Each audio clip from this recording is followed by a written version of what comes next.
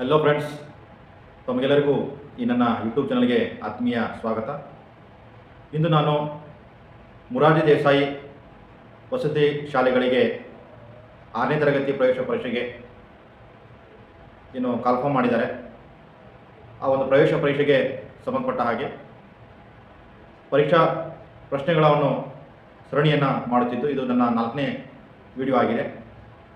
ನೀವು ನನ್ನ ಮೊದಲ 3 ವಿಡಿಯೋಗಳನ್ನು ನೋಡಿಲ್ಲದಾದರೆ ನಾನು ಚಾನಲ್ನ ಡಿಸ್ಕ್ರಿಪ್ಷನ್ ಬಾಕ್ಸ್ನಲ್ಲಿ ಅದರ ಒಂದು ಲಿಂಕನ್ನು ಕೊಟ್ಟಿರುತ್ತೇನೆ.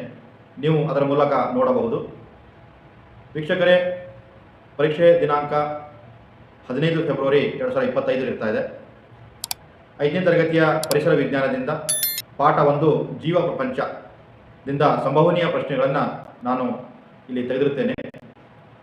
ಇದು ಕ್ರೈಸ್ಟ್ ಅಧೀನದ ವಸತಿ ಶಾಲೆಗಳಾದ ಮೊರಾರ್ಜಿ ದೇಸಾಯಿ, ಕಿತ್ತೂರು ರಾಣಿ ಚೆನ್ನಮ್ಮ, ಅಟಲ್ ಬಿಹಾರಿ ವಾಜಪೇಯಿ, ಡಾಕ್ಟರ್ BR ಅಂಬೇಡ್ಕರ್, ಇಂದಿರಾ ಗಾಂಧಿ ಇವುಗಳಿಗೆ ಪ್ರವೇಶ ಪರೀಕ್ಷೆಗೆ ಏನು ಅರ್ಜಿಯನ್ನು ಆಹ್ವಾನಿಸಿದ್ದಾರೆ. ಅದಕ್ಕೆ ಸಂಬಂಧಪಟ್ಟಂತಹ ಪ್ರಶ್ನೆಗಳನ್ನು ನಿಮ್ಮ ಮುಂದೆ ತಂದಿದ್ದು ಪ್ರಾರಂಭಿಸೋಣ. ವೀಕ್ಷಕರೇ, ನೀವು ನನ್ನ ಯೂಟ್ಯೂಬ್ ಚಾನಲನ್ನು ಇನ್ನೂ ಸಬ್ಸ್ಕ್ರೈಬ್ ಮಾಡಿಲ್ಲದಾದರೆ ದಯವಿಟ್ಟು ಸಬ್ಸ್ಕ್ರೈಬ್ ಮಾಡಿ, ಹಾಗೆ ಬೆಲ್ ಐಕಾನ್ ಕೂಡ ಪ್ರೆಸ್ ಮಾಡಿ.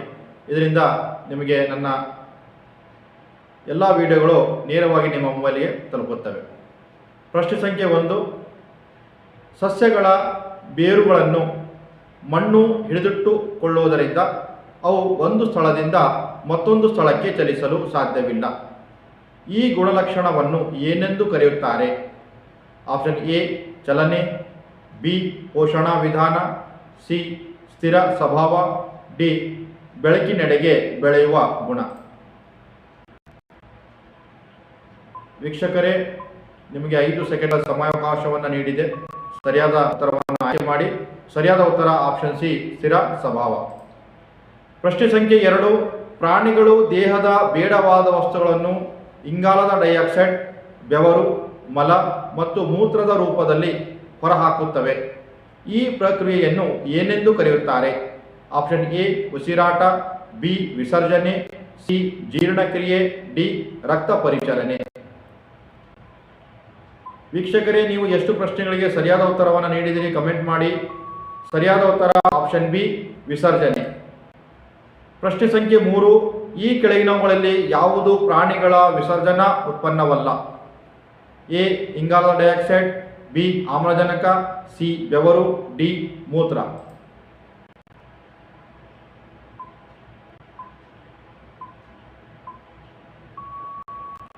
ಉತ್ತರ ಆಪ್ಷನ್ ಬಿ ಆಮ್ಲಜನಕ. ಇಲ್ಲಿ ವಿಸರ್ಜನಾ ಅಂದರೆ ಪ್ರಾಣಿಗಳು ಆಮ್ಲಜನಕವನ್ನು ತೆಗೆದುಕೊಂಡು ಇಂಗಾಲದ ಡೈಆಕ್ಸೈಡನ್ನು ಹೊರಹಾಕ್ತವೆ. ಬೆವರು ಕೂಡ, ಆಮೇಲೆ ಮೂತ್ರನೂ ಕೂಡ ಇರ್ತಾ ಇದೆ. ಬಟ್ ಆಮ್ಲಜನಕವನ್ನು ನಾವು ಸೇವಿಸ್ತವೆ. ಪ್ರಶ್ನೆ ಸಂಖ್ಯೆ 4. ಮಾನವ ದೇಹದಲ್ಲಿ ಮೂತ್ರ ವಿಸರ್ಜನೆಗೆ ಯಾವ ಅಂಗ ಕಾರಣವಾಗಿದೆ? ಆಪ್ಷನ್ ಎ ಶ್ವಾಸಕೋಶಗಳು, ಬಿ ಹೃದಯ, ಸಿ ಮೂತ್ರಪಿಂಡಗಳು, ಡಿ ಹೊಟ್ಟೆ.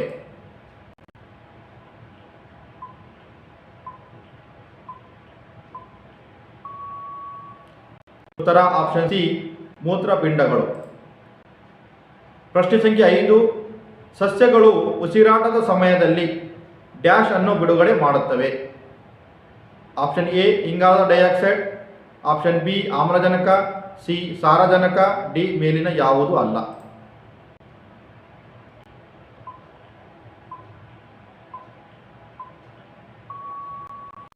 ಉತ್ತರ ಆಪ್ಷನ್ ಬಿ ಆಮ್ಲಜನಕ. ಸಸ್ಯಗಳು ಇಂಗಾಲದ ಡೈಆಕ್ಸೈಡ್ ಅನ್ನು ತೆಗೆದುಕೊಂಡು ಆಮ್ಲಜನಕವನ್ನು ಬಿಡುಗಡೆ ಮಾಡುತ್ತವೆ. ಪ್ರಶ್ನೆ ಸಂಖ್ಯೆ 6. ಸಸ್ಯಗಳಿಂದ ಡ್ಯಾಶ್ ಭಾಗಗಳು ಕಳಚಿಕೊಳ್ಳುತ್ತವೆ. ಆಪ್ಷನ್ ಎ ಒಣಗಿದ ಎಲೆ, ಬಿ ಕಾಂಡ, ಸಿ ಕೊಳೆತ ಭಾಗಗಳು, ಡಿ ಮೇಲಿನ ಎಲ್ಲವೂ.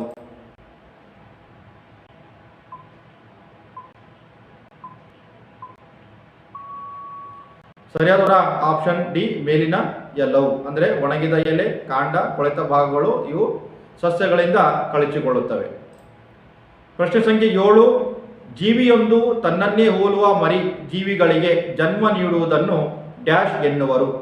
ಆಪ್ಷನ್ ಎ ಸಂತಾನೋತ್ಪತ್ತಿ, ಬಿ ಚಲನೆ, ಸಿ ಪರಿವರ್ತನೆ, ಡಿ ಮೇಲಿನ ಯಾವುದು ಅಲ್ಲ.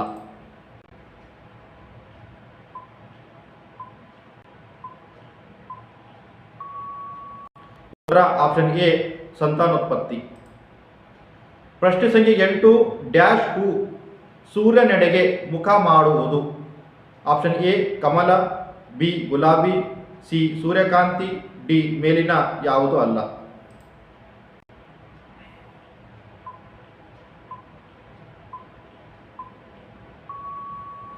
ಉತ್ತರ ಆಪ್ಷನ್ ಸಿ ಸೂರ್ಯಕಾಂತಿ.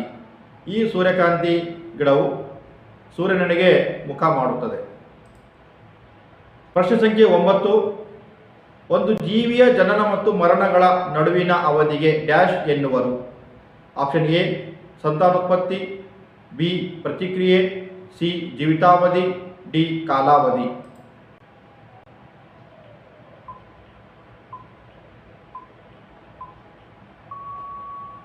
ಉತ್ತರ ಆಪ್ಷನ್ ಸಿ ಜೀವಿತಾವಧಿ.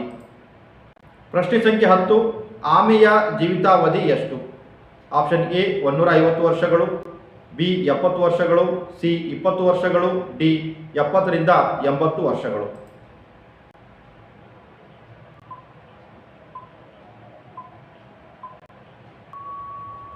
ಉತ್ತರ ಆಪ್ಷನ್ ಎ 150 ವರ್ಷಗಳು. ಪ್ರಶ್ನೆ ಸಂಖ್ಯೆ 11 ಆನೆಯ ಜೀವಿತಾವಧಿ ಎಷ್ಟು. ಆಪ್ಷನ್ ಎ 150 ವರ್ಷಗಳು, ಬಿ 70 ವರ್ಷಗಳು, ಸಿ 20 ವರ್ಷಗಳು, ಡಿ 70 ರಿಂದ 80 ವರ್ಷಗಳು.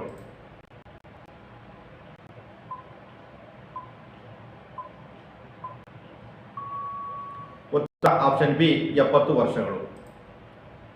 ಪ್ರಶ್ನೆ ಸಂಖ್ಯೆ 12 ಆಕಳಿನ ಜೀವಿತಾವಧಿ ಎಷ್ಟು.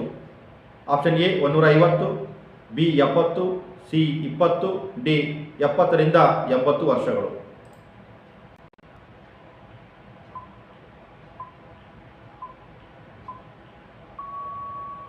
ಸರಿಯಾದ ಉತ್ತರ ಆಪ್ಷನ್ ಸಿ 20 ವರ್ಷಗಳು. ಪ್ರಶ್ನೆ ಸಂಖ್ಯೆ 13 ಹದ್ದಿನ ಜೀವಿತಾವಧಿ ಎಷ್ಟು. ಆಪ್ಷನ್ ಎ 150 ವರ್ಷಗಳು, ಆಪ್ಷನ್ ಬಿ 70 ವರ್ಷಗಳು, ಸಿ 20 ವರ್ಷಗಳು, ಡಿ 70 ರಿಂದ 80 ವರ್ಷಗಳು.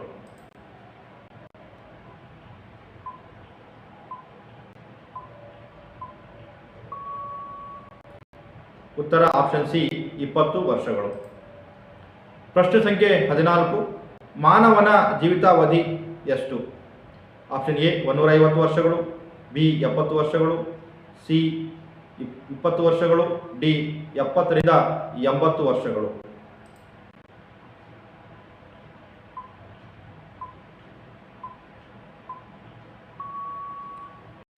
ಆಪ್ಷನ್ ಡಿ 70 ರಿಂದ 80 ವರ್ಷಗಳು.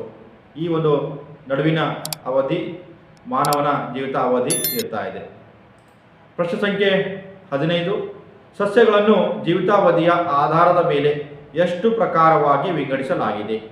Option A 1, B 2, C 3, D 4.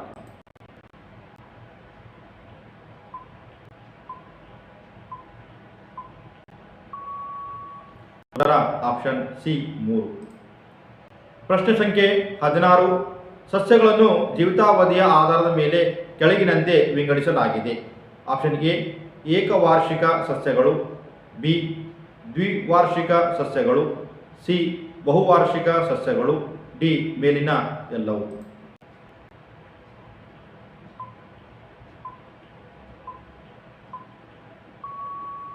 ಉತ್ತರ ಆಪ್ಷನ್ ಡಿ ಮೇಲಿನ ಎಲ್ಲವೂ.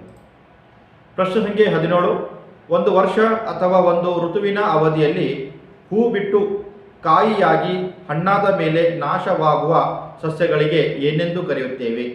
ಆಪ್ಷನ್ ಎ ಏಕವಾರ್ಷಿಕ ಸಸ್ಯಗಳು, ಬಿ ದ್ವಿವಾರ್ಷಿಕ ಸಸ್ಯಗಳು, ಸಿ ಬಹುವಾರ್ಷಿಕ ಸಸ್ಯಗಳು, ಡಿ ಮೇಲಿನ ಯಾವುದೂ ಅಲ್ಲ.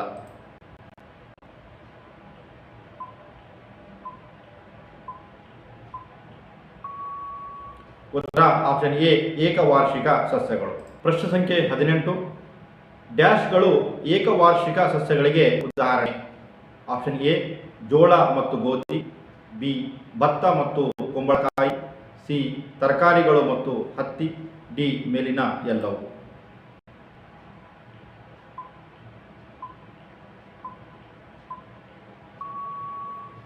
ಆಪ್ಷನ್ ಡಿ ಮೇಲಿನ ಎಲ್ಲವು. ಪ್ರಶ್ನೆ ಸಂಖ್ಯೆ 19. 2 ವರ್ಷ ಅಥವಾ 2 ಋತುಗಳವರೆಗೆ ಜೀವಿಸಿ ಹೂವು, ಹಣ್ಣು, ಬೀಜಗಳನ್ನು ಉತ್ಪತ್ತಿ ಮಾಡಿ ನಾಶವಾಗುವ ಸಸ್ಯಗಳನ್ನು ಏನೆಂದು ಕರೆಯುತ್ತೇವೆ? ಆಪ್ಷನ್ ಎ ಏಕವಾರ್ಷಿಕ ಸಸ್ಯಗಳು, ಬಿ ದ್ವಿವಾರ್ಷಿಕ ಸಸ್ಯಗಳು, ಸಿ ಬಹುವಾರ್ಷಿಕ ಸಸ್ಯಗಳು, ಡಿ ಮೇಲಿನ ಯಾವುದು ಅಲ್ಲ.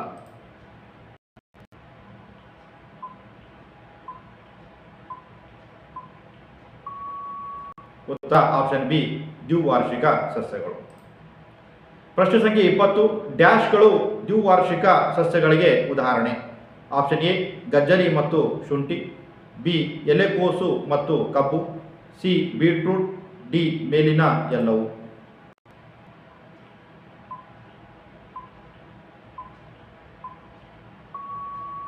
ಉತ್ತರ ಆಪ್ಷನ್ ಡಿ ಮೇಲಿನ ಎಲ್ಲವು.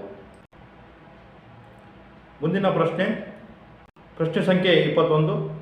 ಹಲವಾರು ವರ್ಷಗಳವರೆಗೆ ಬದುಕಿ ಹೂವು, ಹಣ್ಣು, ಬೀಜಗಳನ್ನು ಉತ್ಪತ್ತಿ ಮಾಡುವ ಸಸ್ಯಗಳನ್ನು ಏನೆಂದು ಕರೆಯುತ್ತೇವೆ? ಆಪ್ಷನ್ ಎ ಏಕವಾರ್ಷಿಕ ಸಸ್ಯಗಳು, ಬಿ ದ್ವಿವಾರ್ಷಿಕ ಸಸ್ಯಗಳು, ಸಿ ಬಹುವಾರ್ಷಿಕ ಸಸ್ಯಗಳು, ಡಿ ಮೇಲಿನ ಯಾವುದೂ ಅಲ್ಲ.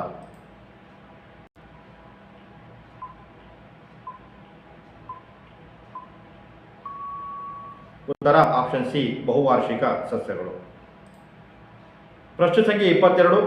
ಜೀವಿತಾವಧಿಯ ಆಧಾರವಲ್ಲದೆ ಸಸ್ಯಗಳ ಬೀಜದಳಗಳ ಆಧಾರದಲ್ಲಿ ಸಸ್ಯಗಳನ್ನು ಎಷ್ಟು ಪ್ರಕಾರವಾಗಿ ವಿಂಗಡಿಸಲಾಗಿದೆ? Option A 1, option B 2, option C 3, option D 4.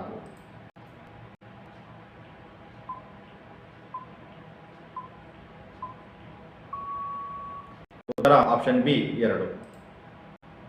ಪ್ರಶ್ನೆ ಸಂಖ್ಯೆ 23. ಜೀವಿತಾವಧಿ ಆಧಾರವಲ್ಲದೆ ಸಸ್ಯಗಳ ಬೀಜದಳಗಳ ಆಧಾರದಲ್ಲಿ ಸಸ್ಯಗಳನ್ನು ಡ್ಯಾಶ್ ಸಸ್ಯಗಳೆಂದು ವಿಂಗಡಿಸಲಾಗಿದೆ. ಆಪ್ಷನ್ ಎ ಏಕದಳ ಧಾನ್ಯ, ಬಿ ದ್ವಿದಳ ಧಾನ್ಯ, ಸಿ ಎ ಮತ್ತು ಬಿ 2, ಡಿ ಯಾವುದೂ ಅಲ್ಲ.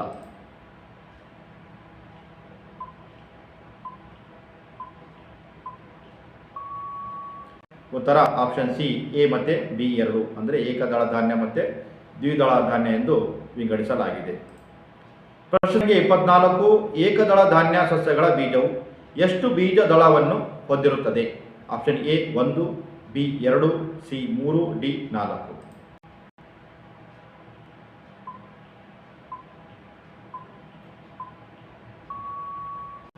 ಉತ್ತರ ಆಪ್ಷನ್ ಎ 1. ಏಕ ಅಂದರೆ ಒಂದಕ್ಕೆ ಸಮ, ಹೀಗಾಗಿ ಏಕದಳ ಅನ್ನೋದು ನಾವು ಒಂದು ಅರ್ಥ ಮಾಡಿಕೊಂಡು. ಪ್ರಶ್ನೆ ಸಂಖ್ಯೆ 25. ಏಕದಳ ಧಾನ್ಯ ಸಸ್ಯಗಳಿಗೆ ಇದು ಉದಾಹರಣೆ. ಆಪ್ಷನ್ ಎ ಜೋಳ ಮತ್ತು ರಾಗಿ, ಬಿ ಗೋಧಿ ಮತ್ತು ಭತ್ತ, ಸಿ ಸಿರಿಧಾನ್ಯಗಳು, ಡಿ ಮೇಲಿನ ಎಲ್ಲವು.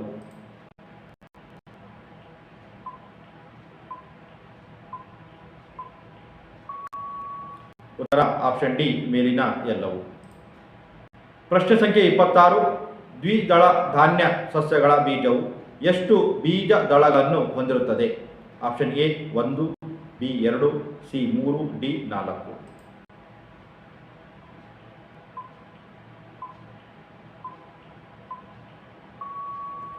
ಉತ್ತರ ಆಪ್ಷನ್ ಬಿ 2. ದ್ವಿ ಅಂದರೆ 2. ಪ್ರಶ್ನೆ ಸಂಖ್ಯೆ 27. ದ್ವಿದಳ ಧಾನ್ಯ ಸಸ್ಯಗಳಿಗೆ ಇದು ಉದಾಹರಣೆ. ಆಪ್ಷನ್ ಎ ಹುರುಳಿ ಮತ್ತು ಶೇಂಗಾ, ಬಿ ತೊಗರಿ, ಸಿ ಕಡಲೆ ಮತ್ತು ಉದ್ದು, ಡಿ ಮೇಲಿನ ಎಲ್ಲವು.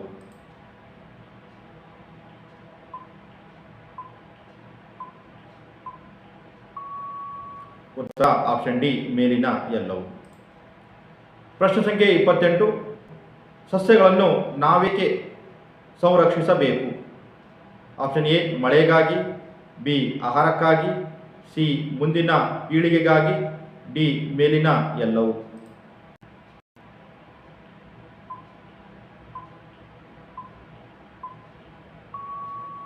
ಉತ್ತರ ಆಪ್ಷನ್ ಡಿ ಮೇಲಿನ ಎಲ್ಲವು. ಪ್ರಶ್ನೆ ಸಂಖ್ಯೆ 29. ವಾಕ್ಯ ಪೂರ್ಣಗೊಳಿಸಿ. ಪರಿಸರವನ್ನು ನಾವು ರಕ್ಷಿಸಿದರೆ ಡ್ಯಾಶ್. ಆಪ್ಷನ್ ಎ ಅದು ನಮ್ಮನ್ನು ಕರೆಯುತ್ತದೆ, ಬಿ ಅದು ನಮ್ಮನ್ನು ಹೊಗಳುತ್ತದೆ, ಸಿ ಅದು ನಮ್ಮನ್ನು ರಕ್ಷಿಸುತ್ತದೆ, ಡಿ ಅದು ನಮ್ಮನ್ನು ಪ್ರಶಂಸಿಸುತ್ತದೆ.